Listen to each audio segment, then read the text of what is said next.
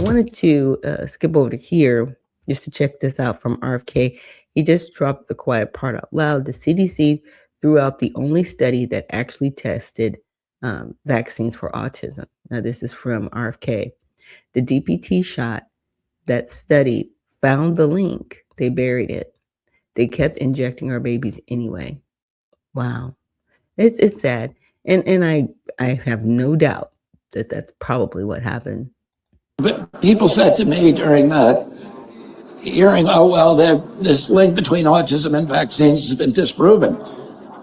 None of the vaccines that are given during the first 6 months of life have ever been tested for. The only one was the DTP vaccine, and that one study that was done, according to the Institute of Medicine, the National Academy of Sciences, found that there was a link. They threw out that study because it was based upon CDC's surveillance system, theirs, and they said that system is no good. It begs the question is, why doesn't CDC have a functional surveillance system? We're going to make sure they do have a functional surveillance system. Right now, surveillance system is the system that, because they don't do pre-licensing safety testing for vaccines. They're the only product that's exempt. So what they say is, if there are injuries, we'll capture them afterward. But they have a system that doesn't capture them. In fact, CDC's own study of its own system said it captures fewer than 1% of vaccine injuries. It's worthless. And everybody agrees it's worthless. But why have we gone for 39 years and nobody's fixed it? Without a functional system. Right. We're going to fix it. And we have, we have 𝗏𝗏, knows how to manage data. And so we're going to be able to get into these databases and give answers to the American public. And we're going to fix the problems. If there are problems, we're going to fix them very quickly, but we're going to follow the science. That's what we're going to do. We're going to have gold standard science, and we're going to follow the science. We're going to publish all of our data sets, which CDC has never done. We're going to do replication of all of our studies, which CDC has never done. We're going to publish our peer review, which CDC has never done. So people are going to have real answers for the first time. Yeah. Yeah, this is why they don't like RFK. This is why, because he actually wants to do right by the people. I really appreciate all the hard work he is doing. And just to look quickly at AllSides. So a group published bogus polls on Los Angeles and Wisconsin races as part of a social experiment. Oh, wow. So Media Strategies, a polling company, Los Angeles Mayor Karen Bass publicly referred during her re-election campaign, has shut down and said that all of its polls were counterfeit. Wow. Shocker. And the only reason I say that is because some of it just didn't make sense. It really, really didn't. But people believe polling. And they'll kind of go like, oh, yeah, this is better than this seems. And this is better than. So people go, okay, I should go along with that. Now they're shut down. Is there going to be any investigation behind it? And will it matter is the question. Texas GOP focus on Islamophobia or protecting against Sharia law. Look, you cannot have a law that supersedes the Constitution, even if you're claiming, quote unquote, it's your religion. No, it doesn't work that way. It runs contrary to our Constitution, and it's a law. You have your own courts. Christians don't have their own court, and Christians don't run contrary to the Constitution. We actually just go by the law. People that practice Buddhism, they respect the law. I'm trying to think. Any other religions out there, they respect the law. They live within the law. But for some reason, those who practice Islam are like, we're above the law. We don't have to listen to you. We don't have to do what you say. And then you need to find a country to live in that's not the United States.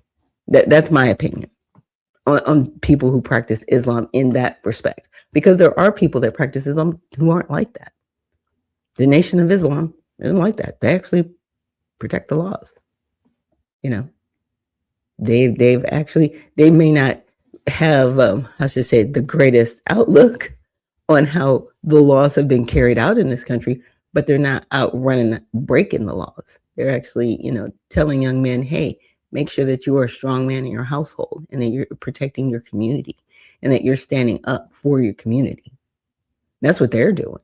And they're practicing Islam, but not the jihad type that has Sharia law. There's a difference. Okay. And then this other article, why did Trump scale back military exercises with South Korea? Who knows? Who knows? And sometimes I read some of these headlines and I'm like, is this stuff true? USS Abraham Lincoln to return to U.S. after reports of mental crisis, poor conditions in the Middle East. Yeah, I was seeing something, and yeah, they're having a hard time out at sea, which is interesting because that's part of their job as the Navy. And it says, what do Trump's vaccine charges mean for back to school season? Changes mean for back to school season? It means that schools are no longer going to be able to demand people be vaccinated. That's really what it comes down to. These individuals who try to lord it over other people and tell them, you have to do this and you have to do what we say all the time. No, they don't. Those individuals, they're going to have to know their place in life and leave parents alone and work with parents, right? There are some parents that don't want to get their children vaccinated at all.